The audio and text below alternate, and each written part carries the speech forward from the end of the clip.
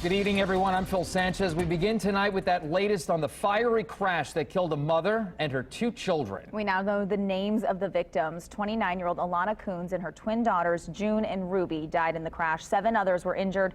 News 8's Sierra Hignite joins us from where the crash happened. Sierra, what are you learning? Nina, we spoke to people today who know the Coons family, and they describe them as nothing but caring and kind people. And even first responders that were here at the scene of the accident on Sunday say this is something that they're never going to forget because the details surrounding it say this is all something that could have been preventable. First responders stunned by what they saw.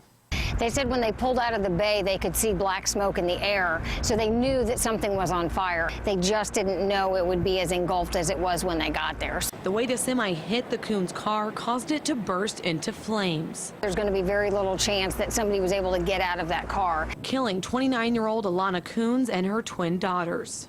IFD responds to crashes all the time, but Rita Wright says this one is going to stick with those who were on the scene. You can't unsee what happened yesterday. Very, very tragic situation. Immediately upon arrival, there was absolutely nothing that they could do, and it completely set the tone for the rest of the run. Wright says runs like this are mentally challenging. It's never easy having to make the call. You're going to put water on the fire, of course, but at that, the amount of fire that car was involved in at that point, there's really nothing that they could have done. People who witnessed the crash and those who were able to walk away, Wright says they were in shock. It's absolutely gut-wrenching for anyone that was on that scene yesterday. As more details about the crash surface, there is one specific detail that makes this tragic case difficult to process. It was something that was so totally preventable that I don't think anybody could wrap their head around what had just happened.